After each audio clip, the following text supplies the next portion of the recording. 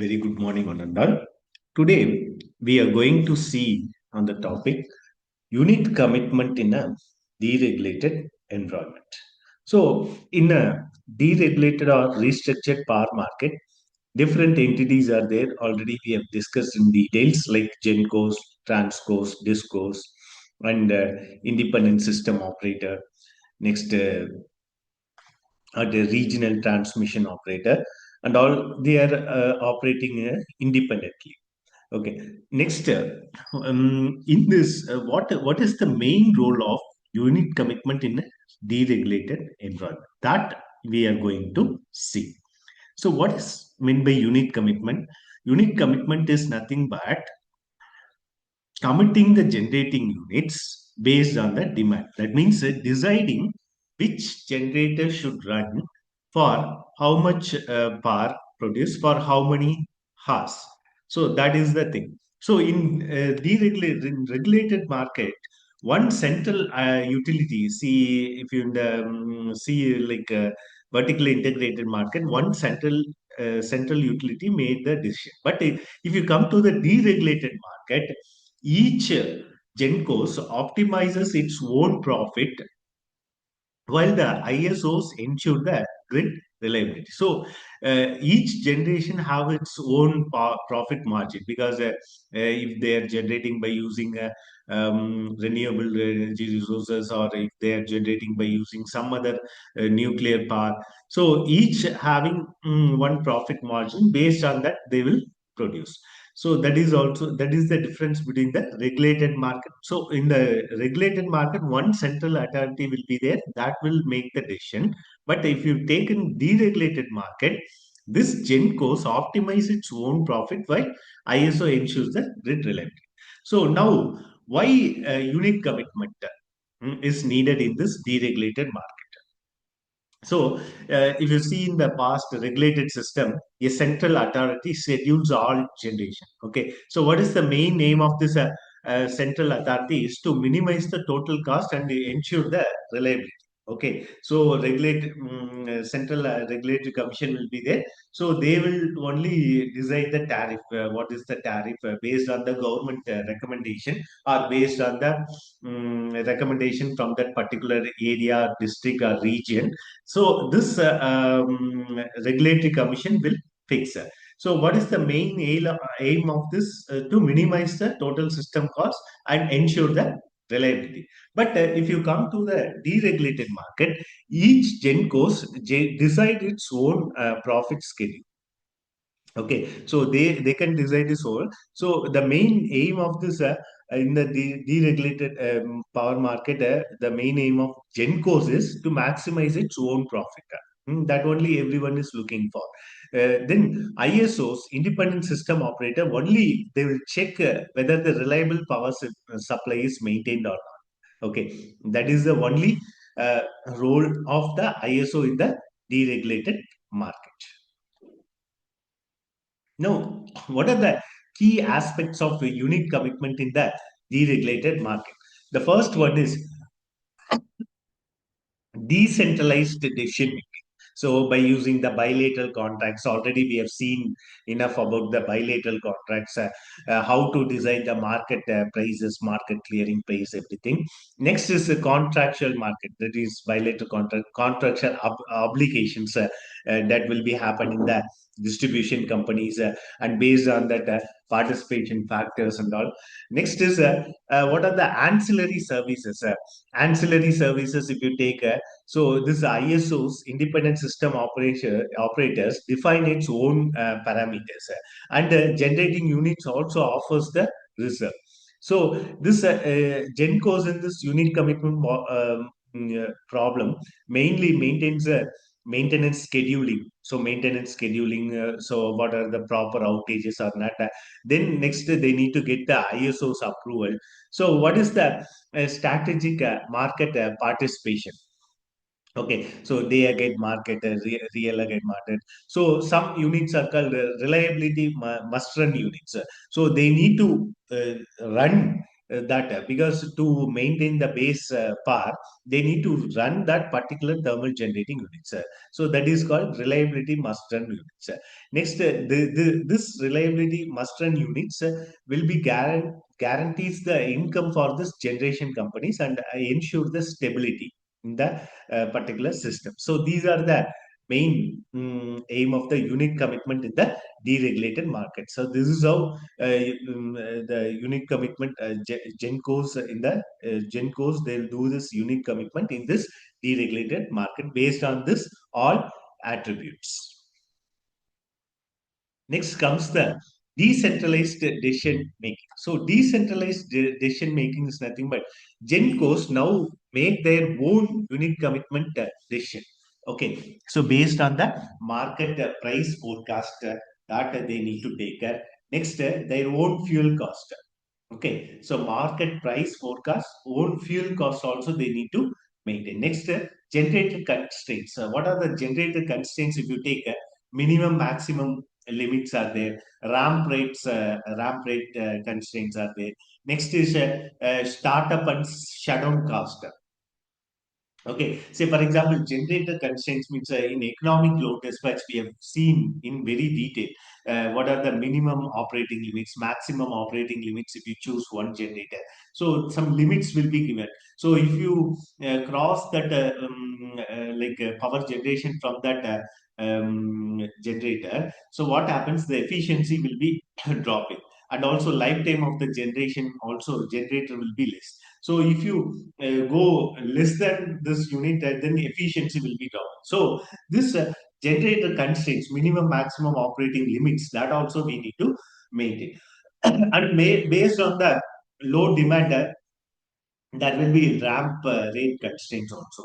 Sometimes the generation will increase and sometimes the generator will decrease. So that limits that demand management also you need to maintain. That will come under the ramp rate. Next is startup and shutdown cost. So if you take the thermal generating units, startup cost, for starting up itself, it will take more time for a generation that thermal generating units in operation to make the thermal generating unit into operation. Say for example, if you want to generate some 9 a.m. in the morning, you need to start this thermal generator from the 6 a.m. or 7 a.m. itself. Then only it will become operation by 9 a.m. So startup cost is there. Next is shutdown cost also there. Sometimes you need to say, for example, if a thermal generating units at the boiler, the water inside the boiler. So you need to make that water to cool and to make it cool, and you need to give that water to the rivers, dams, and all. Because so you say, for example, if the water temperature is more, such that you are giving that water temperature same to that dams, what happens? The aquatic animals, the that dam will spoil and rivers will spoil. So that also, so there will be shutdown cost also, there will be startup cost also. So these limits they need to maintain. Next is based on their bilateral contract. So whatever the contracts, whether a monthly contract or yearly contract, that based on the contracts, that also we need to decide. So unit commitment decision is based on these factors. So each generator, GENCOs, behave like a business unit. Okay, so in this deregulated market, each generator, what is their main aim to maximize their profit? That is the main aim. Example: if the generator expects tomorrow's price to be high, so what they need to do is they need to commit more generating units. Then only the price will be high. So that also they need to taken care of. Next is a contractual market. So contractual obligations. So discourse. There will be some participation matrix will be there that we are going to see. So in deregulated markets, the power is bought to the contracts. So that you know all know, based on the pool go transaction, or based on the bilateral contracts market, or based on the contract violation transactions. So based on this, so types of contracts already we have seen in detail. So just a glimpse here. So in the pool based transaction, how it will be there? GENCOs and DISCOs inside the same system. There will be one entity will be there. So the power exchange will be happening between this GENCOs and DISCOs. So TRANSCOs, either this GENCOs has to maintain or DISCOs has to maintain. That is depends on your area where the contracts and all happening. That one. Next is the bilateral contracts. So direct agreement between the GENCOs in one region and DISCOs in the another region. Say, for example, I'm living in A region, but GENCOs are in B region. Okay, so we need to make a contract with the GENCOs in the B region such that this A region will get the power. Like that, the contracts we need to maintain. Next is contract violation transactions. Say, for example, if the DISCOs violated the contract, automatically the contract amount so needs extra power at the higher cost. So that is also the violation happens means they need to pay the more money to the disco. Say for example, the generators they are saying like giving the promise like uh, tomorrow will give some 100 megawatt. So what happens sometimes due to any fault they can't able to deliver the that 100 megawatt. So this course will be charging heavily to that GENCOs. But this thing will not makes to happen because the GENCOs will be in the loss. So somehow they will manage, somehow they will get the power from the spot market, somehow they'll give. So that is chances are very less, 1%, less than 1%. Next is comes to is this discourse participation matrix. So in this matrix, you can easily know who buys the power from who. So this is a simple discourse participation matrix. So if you take this matrix, discourse matrix, a distribution company one is there, distribution company two is there. Okay, GENCOs, GENCOs one, GENCO two. Say for example, if the GENCOs are producing 60% of the power, the GENCOs two is producing 40% of the power. Okay, and so in this second scenario, this GENCO one is producing 20% of the power, GENCO two is producing 80% of the power.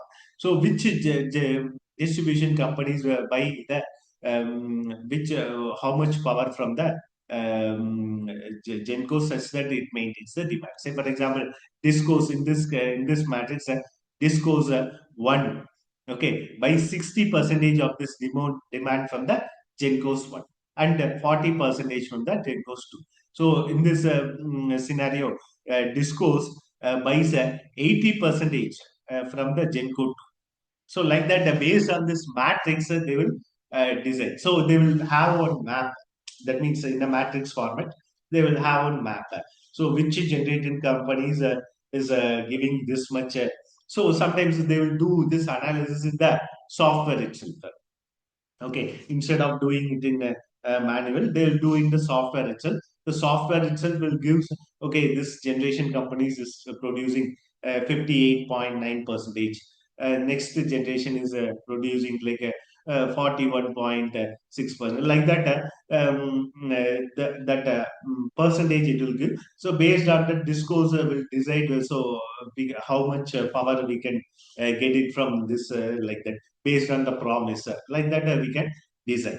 Okay, based on this matrix. So GENCOs must commit units to meet these contracts because once the contract is made, GENCOs should commit.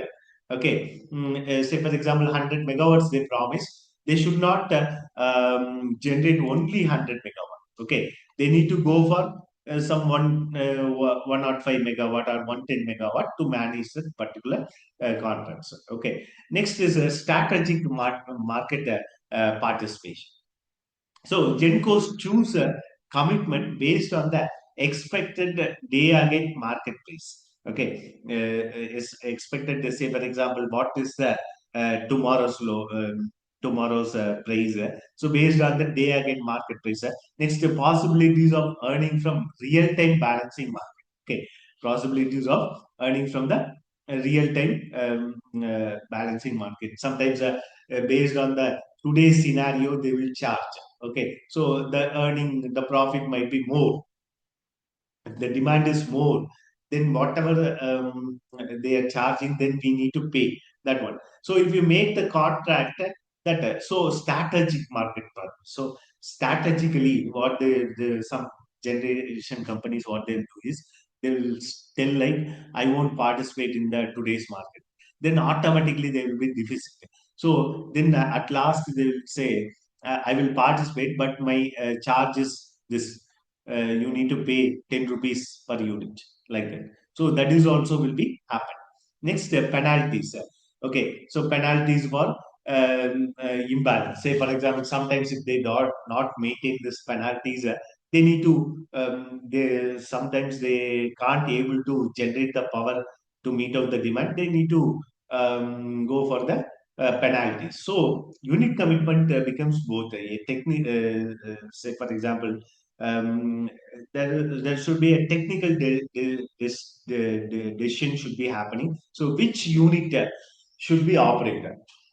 So automatically that GENCOs has to select the low cost generating units such that the price will tariff will reduce for them, and the profit will be increased for that particular generation companies. And also based on the market decision, so which is more profitable, that units only they need to run such that to get the more profit. Next is ancillary service participation. This part we are going to see in detail in our forthcoming classes. What are the ancillary services, like that? But even here, ISOs has to maintain the system reliability using this services. For example, load frequency control, voltage support, spinning reserve, non-spinning reserve, load frequency control. So based on the load, the frequency control. So frequency you need to maintain 50 hertz or 60 hertz. Okay, so that one, if the demand is rising, the frequency is dropping. So what is the generation control, automatic generation control that we are maintaining? So that one we need to take care of. Next is voltage support. Say for example, this the voltage range we need to maintain. 230 volts means 230 volts, 110 volts means 110. So that support we need to maintain. Next is spinning reserve.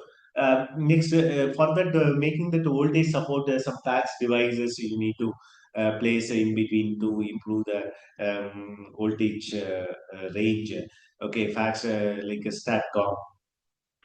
Okay, that you need to maintain. Next is spinning reserve. Spinning reserve means, see, suddenly some generator, some 10 megawatt is dropping, or demand is raising to 5 megawatt, like that, 10 megawatt, like that. So some spinning reserve units should be operated always.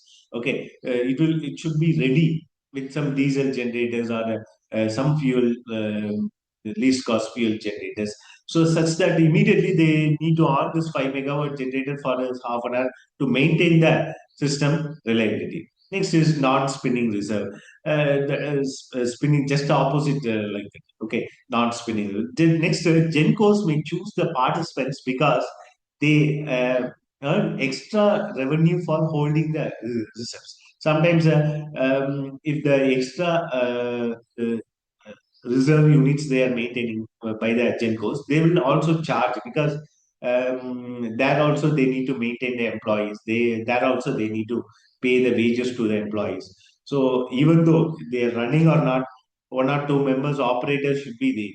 They need to pay. So what they will do is they will charge some minimum amount for this maintaining this spinning reserve, because for maintaining the reliability, that spinning reserve also will help the hands. Next is they support the system reliability, the spinning reserve units, and that thing GENCOs has to maintain. Next, for participating units, the GENCOs has to spend the parameters to this ISOs. Okay, so ISOs has to no, GENCOs has to send these parameters to ISOs such that, so minimum maximum generation. So this is our generating units. So clearly they need to mention. GENCOs clearly they need to mention. So we are having 100 megawatts is there. minimum maximum generating units we can go up to 110 megawatts, and minimum range we can generate up to 90 megawatt. Like that, limits they need to intimate priorly to ISOs, such that ISOs will be always maintaining monitor you, such that reliability of the system is maintained. So ramp rate limits. So ramp rate limits are maintaining or not. That one. Next is the participation factor in the load frequency control. So, how much, see, participation factor 100 percentage you are maintaining or not, or 99 percentage, 99.9 percentage. Like that, that thing also very, very important for this GENCOs. Next is reserve availability. That also they need to send this data to the ISO. So, these following data they need to intimate to ISO such that, okay, ISOs also will be monitoring the reliability. Okay, so if they are having this much frequent load frequency control, they can manage this low demand or not. Like that, reserve availability, if they are maintaining like this, they can manage or not. Like that, ISO also will be always monitoring for this reliability factor. Next is maintenance schedule. So in the regulated market, if you take the regulated market, centrally coordinated maintenance schedules will be there. Okay, so the coordination all is happening in the central coordination. That means one organization will be there. That organization will always maintain this schedules, everything and all. Say for example, if in India, POSCOs are there. Power System Operation Control Unit is there. Next, the NTPC, sorry, um, um, Grid Corporation, National Grid Corporation of India is there.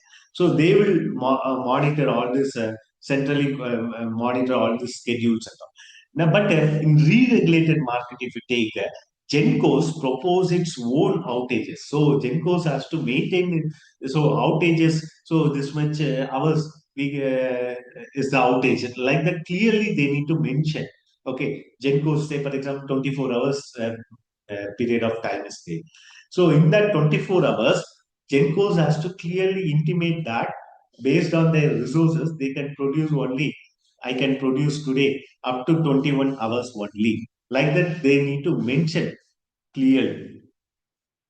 Okay, so based, so that 4 hours deficit, sorry, 3 hours deficit will be there. Na? That 3 hours deficit, so we can get that 3 hours power demand from some other generating units. Like that, they need to propose clearly. They need to propose. Next, what is the main role? ISOs, you know already, reliability, checking the reliability, congestion management, and market impacts. That also they need to monitor ISOs. Next, if the multiple generation companies request maintenance at the same time, ISO should negotiate or reschedules their maintenance schedules to maintain the system security. Suppose in an area, all the generators they are saying like Saturday we are going for maintenance for 8 hours like that. So ISOs will not allow all the generator to maintain to go for the maintenance schedule. So they will tell like okay, you can take this day. First generation companies you can take Saturday. Second generating companies they can take Friday, like that, from this much time to this much time. Like that, they can give the schedules for maintaining the system reliability. Next is reliability must run units are also there. So in this reliability must run units, these units must stay online. Okay, so there are some that unit should generate the power 24 by 7 such that you can maintain this base demand. Okay, so they are not profit. Sometimes that generating units are not profit. They lose in the market. Why? Why they lose in the market? Because they ensure local reliability. Okay, to avoid the voltage collapse, to avoid the overload, supports the weak areas. So ISOs pays these units to special contract as a safety net.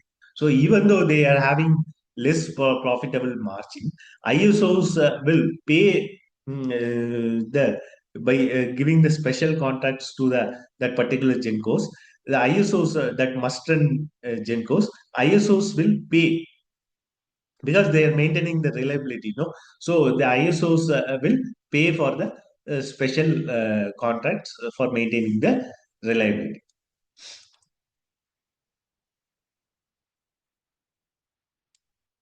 So next, profit-based commitment. What are the profit-based commitment? Genco solves the unique commitment problem, not to minimize the cost, but to maximize their profit. Generally, this is happening in the re-regulated market. So wherever they are having profit, that just Genco's concentrating on more, and committing also based on that they are doing.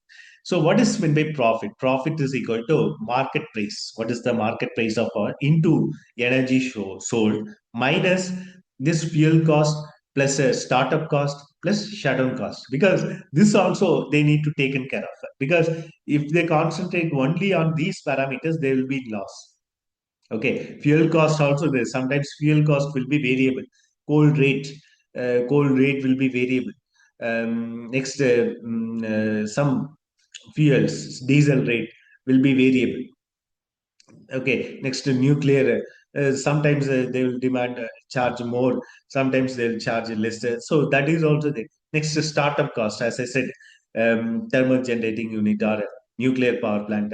Minimum it will take 3 hours of startup time. So that cost also they need to take care of. Shutdown cost, because they need to pay the wages for employees, because the employees will come in a shift 8 hours 8 hours shift. So 8 hours shift, 3 hours for starting up itself they are spending. So we can't give the employees only for 6 hours pay, like that. Sorry, 5 hours pay like that. So they need to pay for 8 hours full. So this that startup cost also they need to take in shutdown cost after switching off the units. So minimum some time it will take to take out the water from the boiler and take out the ashes from the that particular furnace units. Everything is there. So and the nuclear also, you need to remove that waste, nuclear waste. So that and all shutdown cost is there. That also we need to take in care of. Okay, but if you take like a hydropower cost also, shutdown cost and startup cost is there, but there it is very minimum, because hydro power plant only 10 employees are enough. 10 skilled employees are enough to operate the hydropower station. But if you take thermal generating units, minimum 300 employees or 500 employees is required. If you take like 2,500 megawatt generating units, minimum 500 like attendance if you take, minimum 500 employees will be there in that particular unit. Then only you can operate that unit. Okay, so that is also they need to take. So if a expected market price is low, GENCOs may not commit units. Sometimes if the market price is low, okay, market price is low, generators what they will do, they will not run in the loss. Okay, so generators they may not commit the units. They may not commit the, okay, today I may not commit the units. So definitely, so ISOs what they will do is, okay, we can make a contract, some base tariff. Okay, even in the last time also, you need to run the generating units. Will give you some this 4 rupees of amount, or in dollars, means some dollars based on their generation cost. So like that, they will ISOs will make a contracts. You need to give all 24 by 7 into 365 days. You need to give the power. Okay, 24 into 365 days they need to give the power. Okay, so based on some flat rate, okay, you need to quote this much only throughout the year. Okay, so you should not be loss also, you should not be get more profit also. Thank you. some marginal profit you need to get all the throughout the year. Like that, also contracts also can be made in this deregulated power market. Next, price forecasting is critical. Sometimes forecasting day ahead prices, forecast if you forecast sometimes due to the less availability of the generating, and sometimes if the renewable energy what we expected due to some climatic change we can't able to get that time. This unique commitment requires forecasting day ahead prices, forecasting real time imbalance prices, sometimes real time imbalance prices also there. Next, forecasting renewable output, as I said. So, if you better forecast, you can commit the generating units correctly, and you will get higher profit. So that one you need to take care. Next is renewables, renewable energy impact, renewable, how the renewable energy will impact this unique commitment. So that also we need to taken care of. So wind, solar and wind adds the uncertainty, because due to the change in the climate. So GENCOs must keep flexible units ready and use the storages or reserves that is also ready, and adjust this unit commitment hourly or sub-hourly. Okay, so that also this GENCOs has to taken care of. Next, GENCO's optimization tools. If you take a mixed integer programming, they are using this programming tools, okay, to optimize their generating units. Next, stochastic unit commitment to handle the renewable energy resources. Next is robust unit commitment to handle the uncertainties.